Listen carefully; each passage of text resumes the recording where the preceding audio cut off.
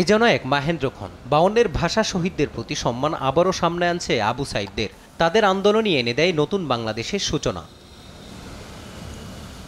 সদ্য শপথ নেওয়া উপদেষ্টামণ্ডলীর সদস্যরা বেলা 12টায় শহীদ মিনারে আসেন। এরপর প্রধান উপদেষ্টার নেতৃত্বে শ্রদ্ধা নিবেদন করেন ভাষা আন্দোলনের শহীদদের প্রতি। এ সময় তারা 1 মিনিট নীরবতা পালন করেন।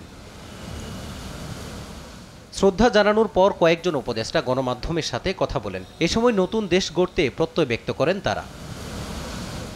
উপদেষ্টা ডক্টর সালেউদ্দিন আহমেদ জানান, দেশের স্বাভাবিক পরিবেশ তৈরি করে শুরু করবেন অর্থনৈতিক পুনরুদ্ধারের কাজ।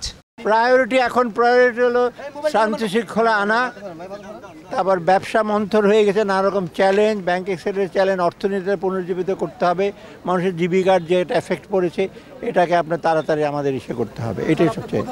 এ সময় উপদেষ্টা নাহিদ হাসান এবং আসিফ মাহমুদ জানান, সবার সহযোগিতা নিয়ে দেশ পুনর্গঠন করতে চান তারা। কাজ করবেন জাতির প্রত্যাশা পূরণে।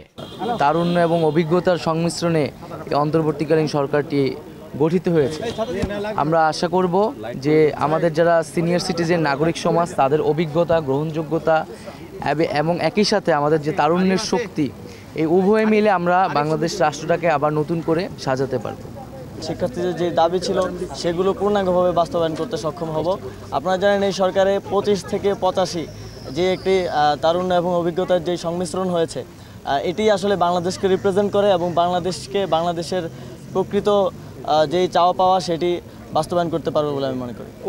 শহীদ মিনারে শ্রদ্ধা নিবেদন শেষে উপদেষ্টারা যান রাষ্ট্রীয় অতিথি ভবন যমুনায়। মাজহারুল ইসলাম, দেশ টিভি, ঢাকা।